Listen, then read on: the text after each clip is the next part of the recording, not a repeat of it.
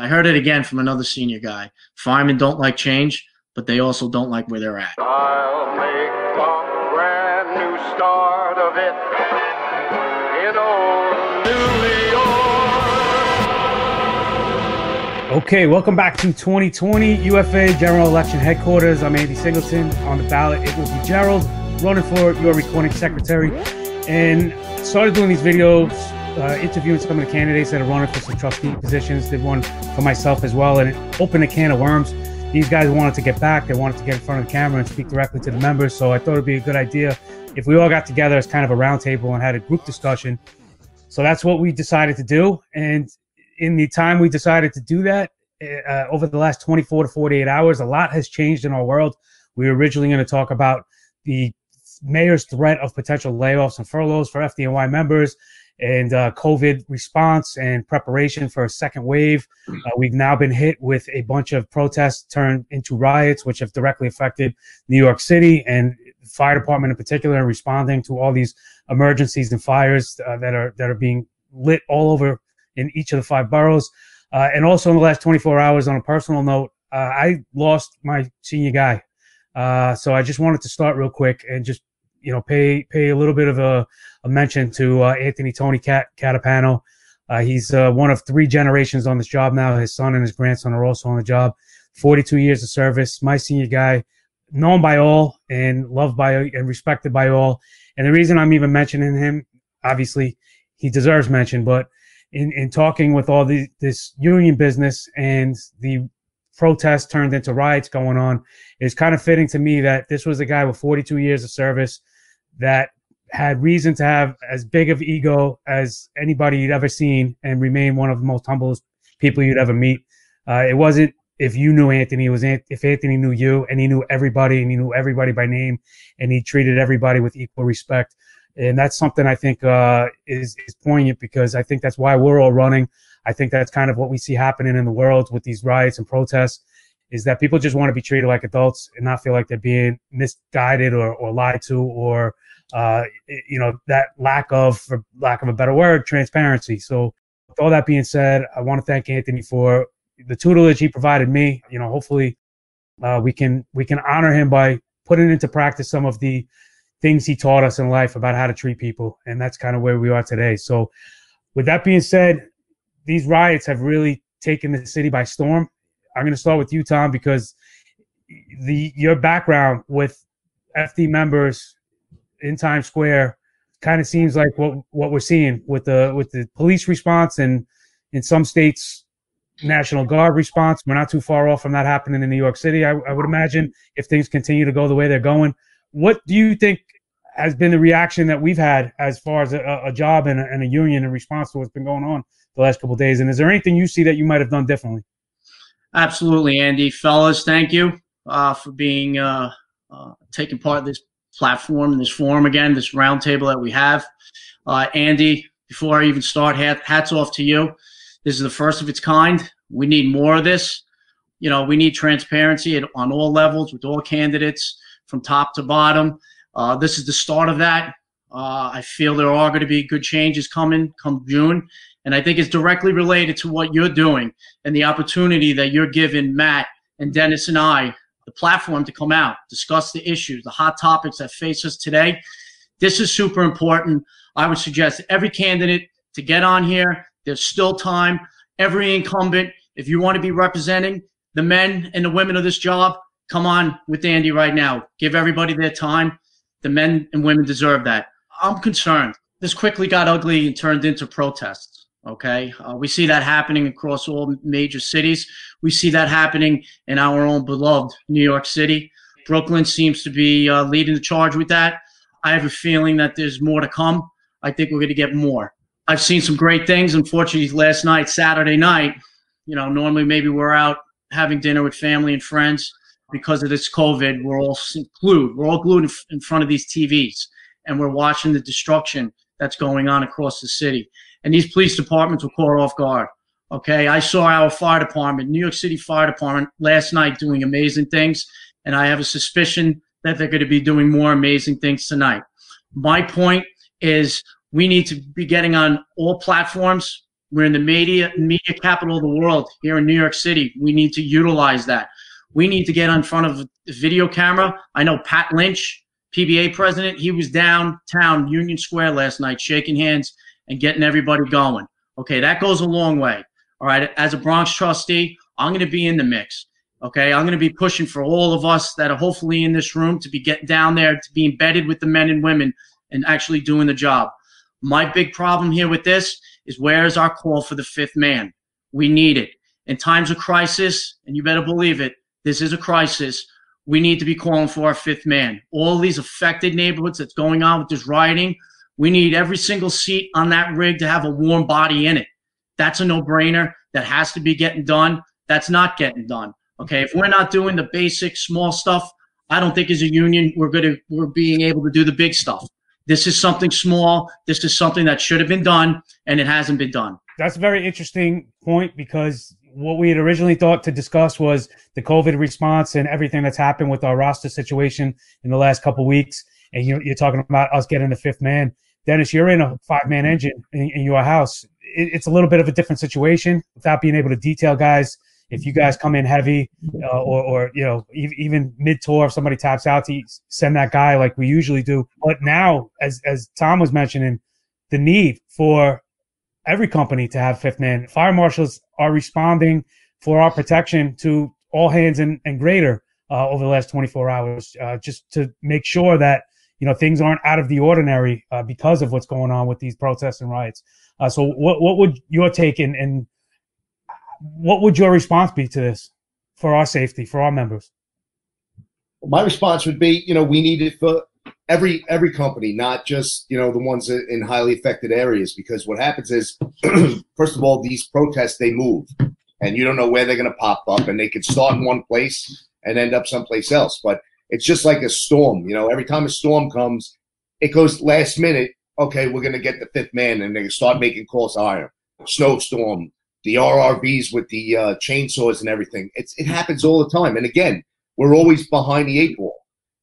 We got to have some kind of protocol where we see this coming. A storm's coming in 2 days, regardless of if it's going to happen or pass or not. You got to man that fifth man. And what happens is the job or the city itself is so worried about overtime, and you can't take overtime and life safety and put them together. It doesn't work. We definitely need the fifth firefighter staff, and we need to consider having these reserve apparatuses ready to go. We have one right here on the South Shore. It's sitting idle. We have to have that ready to go if needed. Staten Island, everything is spread out, so our response times are a little bit slower than some of the other boroughs, just because we have such a great distance to cover with fewer houses. So, if God forbid it makes its way here and gets out of hand, we're really vulnerable for this. We have one protest already in the Hot Corners area by engine 155, ladder 78, but thankfully that one was peaceful. That didn't get too out of hand. Things could escalate quickly, and over here, we're already spread out. Our response times, we already have a great area to cover. So if anything gets in the way of that, it could really wreak havoc here with that. One of the hot topics for our membership lately has been the RRV and the implementation of it, the use of it. Should we be doing it? Should we not be doing it? Is this a situation you guys feel like the RRV could be of use and service for our members? Why would you put the RRV into service for this? With the COVID, it was, all right, they use that as an ambulance. With the storm, they're using it to cut up trees with chainsaws. So what would be the reason, now it's rioting. You're going to take, 2 guys and an officer and have them out? I mean, at this point, you just want more rigs on the road, fully staffed, I would think. For Staten Island, maybe it could be used for that, because we do have a lot of areas of brush. But I just like the idea of the reserve apparatus better. It's a full extra rig, that we could put into service in Staten Island. So it's a full extra staffed rig for extra coverage for us. The RRV, straight up, let's be real here. It goes against a lot of our books that our chiefs wrote. Okay, properly running EMS runs, shutting off elevators. You need a certain amount of guys. You need a full apparatus to safely do this. Us throwing an RRV at every city issue, whether it's riots, a storm, bailing out EMS, whatever it is, I'm not a fan of. Okay, we're all good guys. We all do what we're told. However, to me, it's a conflict of labor. let's be ordered maybe to run an RRV. Okay, why don't we look at it from that perspective? If we're running RRVs during the pandemic, and you said it earlier, not only is it a labor issue, but now it's a health issue, because those are now rolling ambulances, and we got guys coming back to various firehouses wanting to decon. Those RRVs, without a fact, made us less safe during the pandemic. I'm not a fan of it. Let's get extra bodies in the rigs and get more rigs on the road before we look at RRVs. Look, it's hard to understand, as far as the way I look at it. I mean, what happened, was murder. It was blatant murder. We murdered the guy. I don't know what we do on that. You got cop cars that are barreling into people because they're fearing for their lives. Now, it hasn't happened here yet, but I saw some videos in Atlanta. They're throwing bricks at fire truck. I mean, we're going to be operating hose lines. The guy's going to start throwing bricks at us. Then what do you do? That's another reason why I say we need the fifth man. You need more guys on the street. And this way, got guys watching everybody else's back. And as many rigs as you could bring out, you roll them out, you got a fire. And there's going to be fires. They're looting, people looting. They're throwing Molotov cocktails. I mean, this is no joke. We need to put it out there. Like, this is one of the biggest cities in the world. This is the richest city in the world. So we need to put it out there that, they can't just start laying us off. I mean, a basic form of government is you have to provide emergency services for your citizens. And for the city to go that broke in just 2 months, the richest city in the world to go that broke in just 2 months, that they have to start laying people off, our union needs to run a strong media campaign against that and be more outspoken against this. In terms of what we could do for our own members, we could educate them on what's going on. I don't think it's as much of a threat right now, the layoffs. I think a lot of it's just a political game. But I don't want to tell the members it'll never happen, because it's happened in the past. So I don't want to say it'll never happen, but, we just need to keep the members informed. Right now I don't think it's a viable threat right now, but it's just something in the background right now. And that's how I felt. And I was highly critical of us even bringing it to light and mentioning it. I thought it was kind of a done issue, and I thought we were resuscitating it unnecessarily. But now in the last 2 days, it's definitely going to be something that's going to be completely full blown in the coming weeks. And then that's not even factoring in a potential second wave of this in the fall. Well, they keep talking about, we have no money, right? Well, how come our guys, which I would like to see our guys do, go after the mayor and say, we didn't have any money. Where's the $1.8 billion your wife squandered on mental health? Or the new position for coronavirus that you just spent with your staff and $2 million in raises. Mm-hmm. I mean, and every time with us, it's, we can't man the fifth man because of money and overtime. It's a joke. And it's not brought up. What I hear a lot is, well, you got to play nice with these guys. They're not playing nice with us. We walk in 0, 0, 0 and healthcare, give it back. That's not bargaining in good faith. As far as them threatening the layoffs, like Maddie said, it's a political game. However, it's a disgusting game. Okay, we're just coming off and starting to get through this pandemic. We're starting to get our feet back on the ground, and we all know that come fall, we're gonna have some more dark days. Okay, so for this mayor to be playing politics in this time is actually disgusting. We all know it's a game between him and President Trump. Okay, we all know that. He's not laying anybody off. And that's actually, it's a form of abuse. Okay, it's a form of abuse. And I wish our union used the platforms that we have in Manhattan, okay, and really spoke out against that, because it is a form of abuse. It's mental abuse. Now our young guys have to be worried about A, getting sick, B, about potentially getting fired. That's the role of a union, is to stand up for its members. We should have been more outspoken about it and not just send an email. Find the video camera. Be vocal and be present. All right, so let's move back to some of the issues that we were going to discuss prior to the last 2 days, and that was, the digital lobby day. I thought it was a good idea to do that as opposed to doing nothing, because it looks like lobby day this year is going to be canceled. But so it's better to do that than nothing. But I didn't think that was the biggest deal, because a lot of us have been lobbying and doing this all the time leading up to lobby day. So I don't really feel it was something different than what we've been doing, but I feel it was good to do that as opposed to lobby day being canceled altogether. I'm just a little bit concerned because it's getting late now. It's June 1st tomorrow. The session ends in 3 weeks. And for our bill, we don't even have an assembly version yet. So you know, it's too late for things to really start moving in just 3 weeks. So I'm a little bit concerned about that, but you know, it's better to do that than nothing, at least. What was your reaction, Dennis? Listen, at least they're doing something. You know, something was being done. I'm not tech savvy, so I was having a hard time sending it out.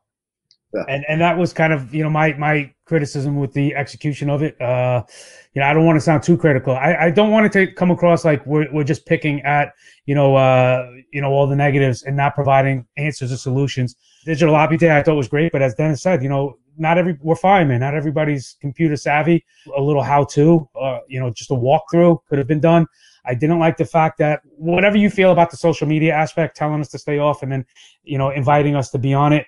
I felt there should have been some kind of cue for, hey, if any of these politicians respond to you, you know, either don't engage or here should be your response, or steer them to us, not just leave it open and say, hey, if they respond to you, have a conversation with them, invite them out to dinner. Like it seemed a little vague and misguided, and potentially could have unraveled a lot more than it could have gained for us. So that was my critique of it. But this is where we all need to work together as a board, as a job, as a union.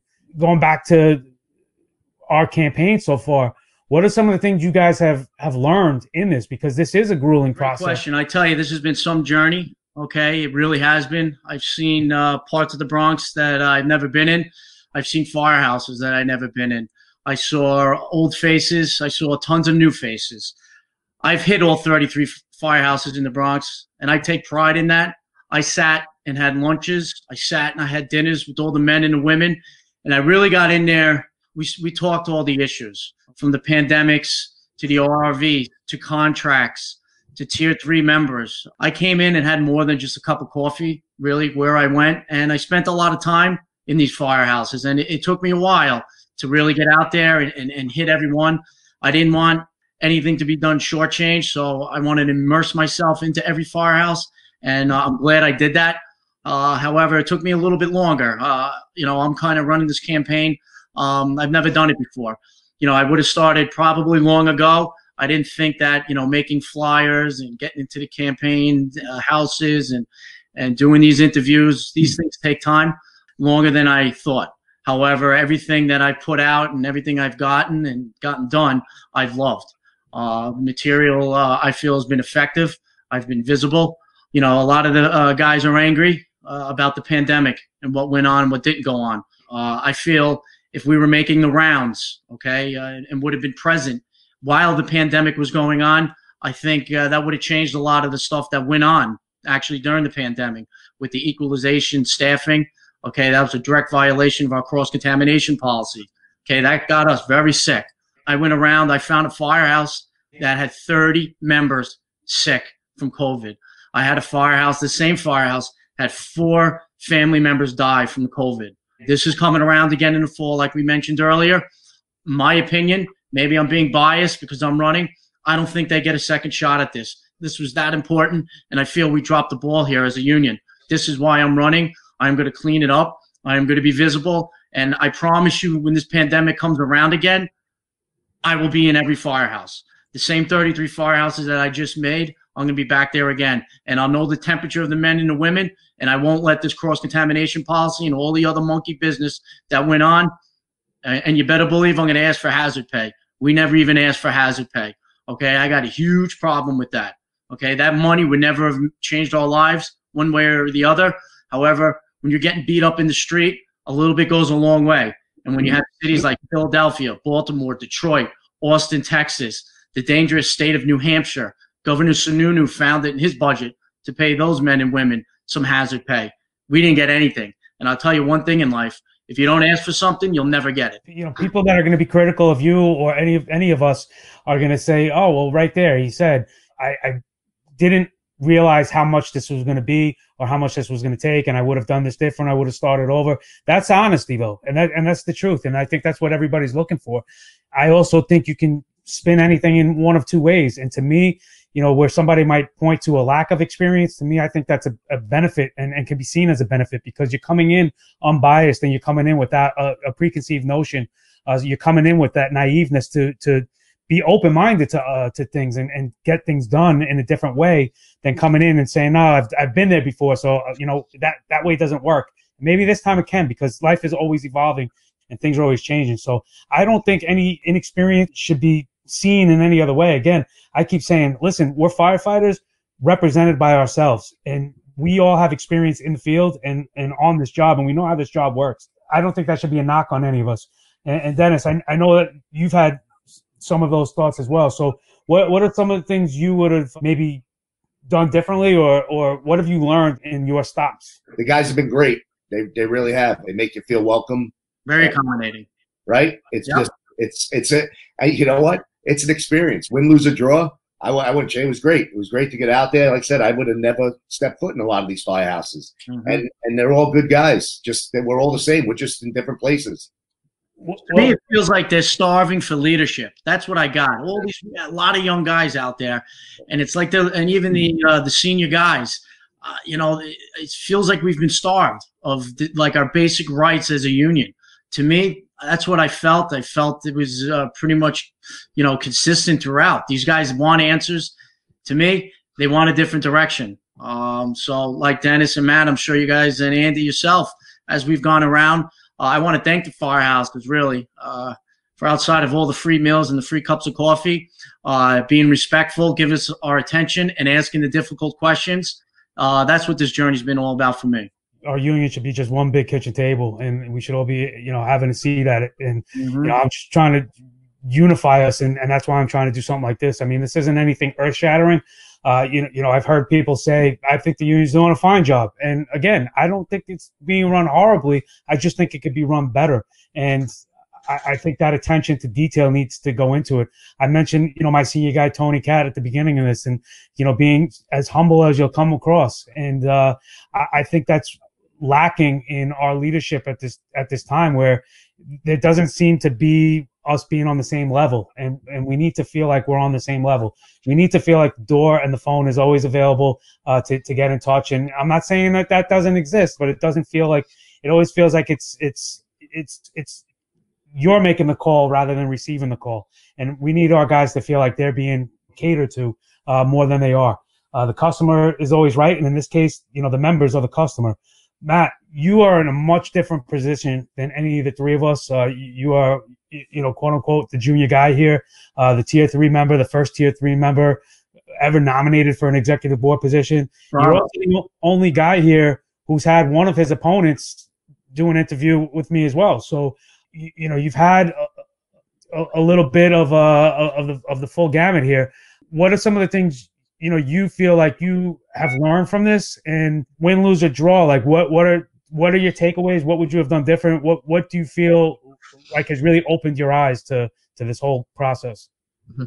Well, the whole campaign process, it was great. All these firehouses welcomed me in. I spent a lot of time at each firehouse. A lot of the members had a lot of concerns, a lot of questions, which made it a great visit because, I was there. We had a lot to talk about for quite a while. In terms of the campaign, I don't know what I would really do different. I mean, I was definitely out of my comfort zone in the beginning. So I'm definitely happy I was able to visit houses and overcome that and just speak naturally and just be honest. So there's really nothing that I could change because nothing was practiced beforehand. Everything was asked on the spot, and I answered everything honestly. So it was an honest presentation.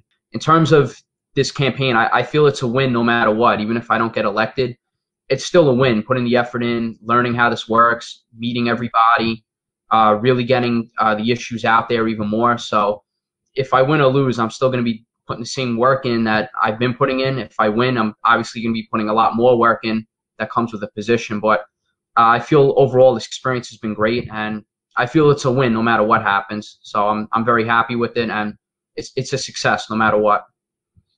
All right, so I know Dennis and Tom have two things specific they wanted to mention. So Dennis, you are on a promotional list, and you were a little concerned that you didn't fully explain what that meant.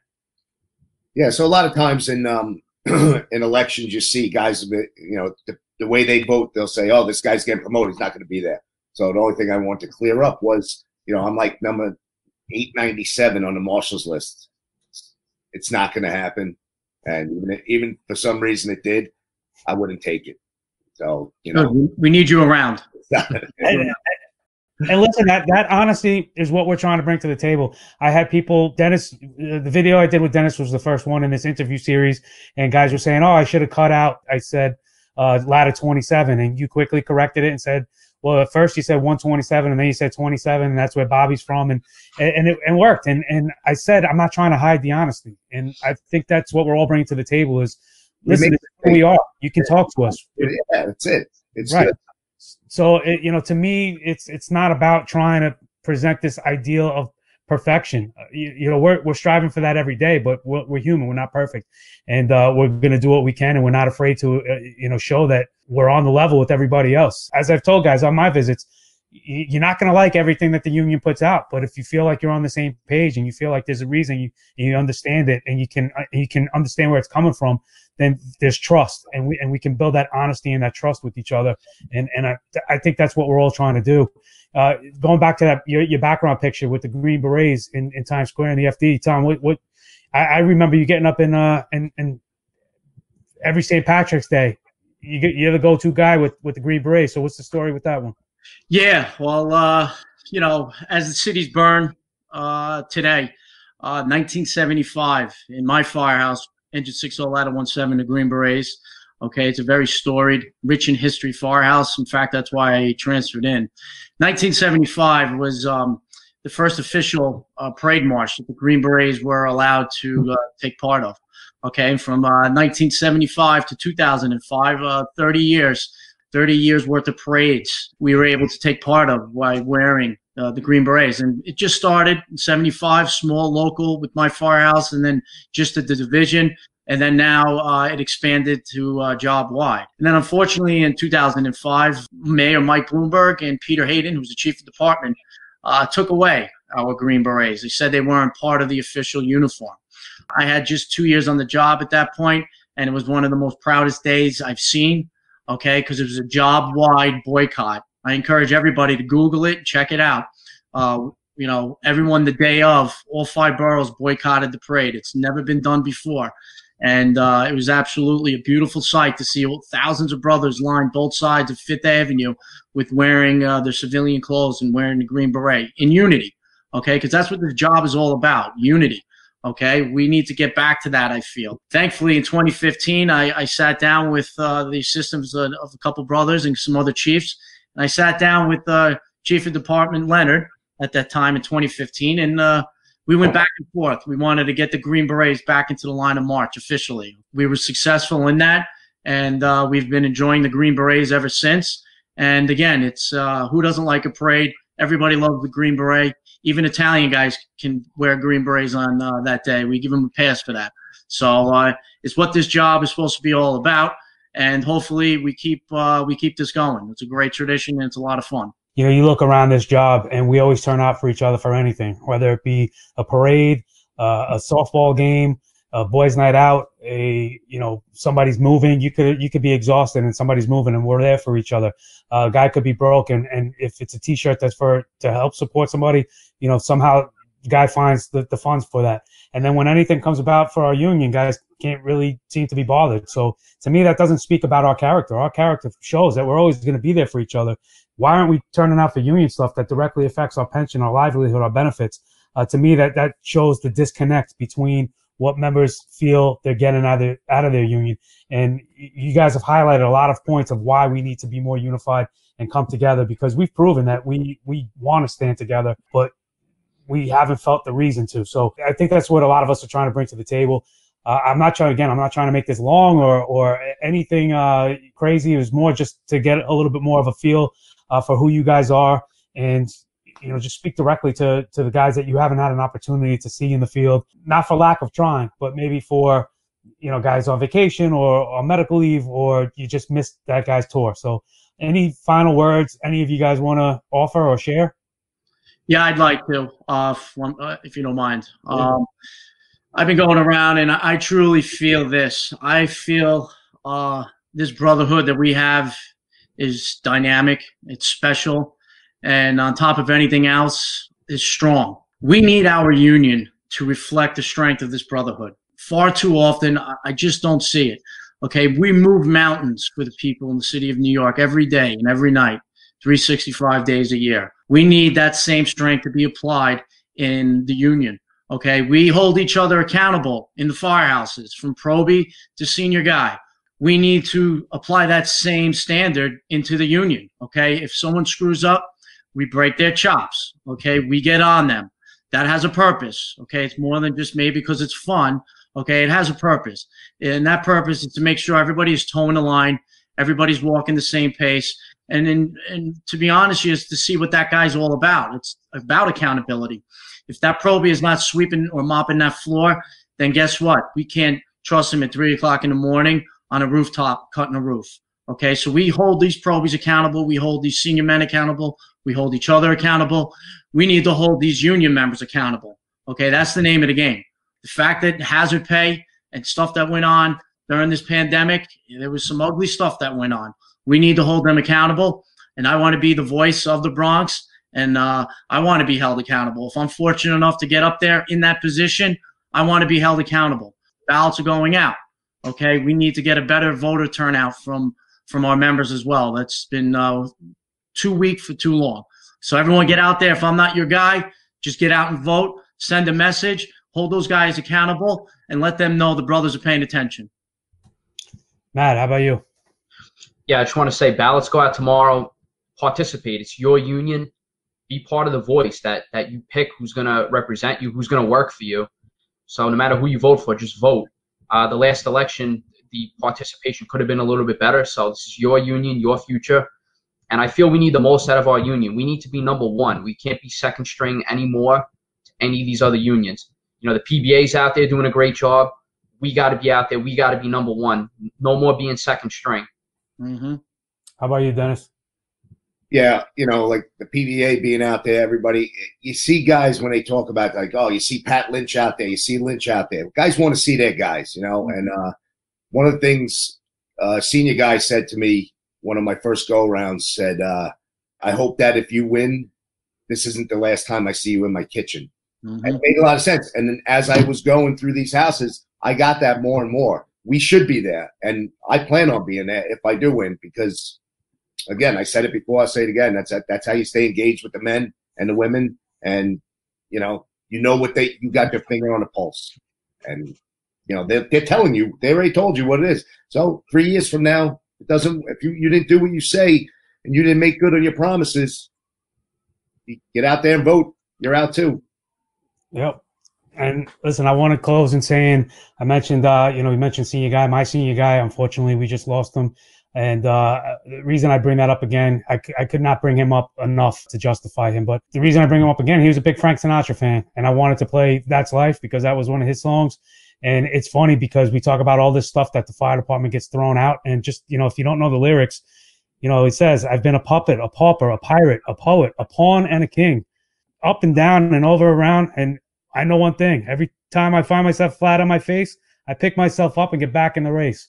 And to me, that's what we are as New York City firefighters.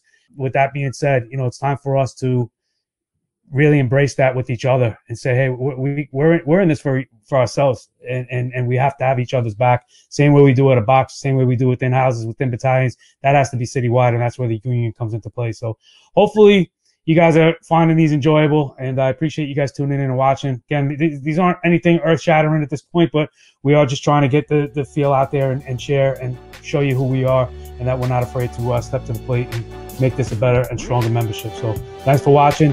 Ballots go out. Make sure you cast your vote, and if you don't receive it, make sure you get in touch with your delegate immediately so that you can get a duplicate ballot sent out to you and get your voice heard. Thanks for watching. Hopefully we'll see you soon. Blood sweating.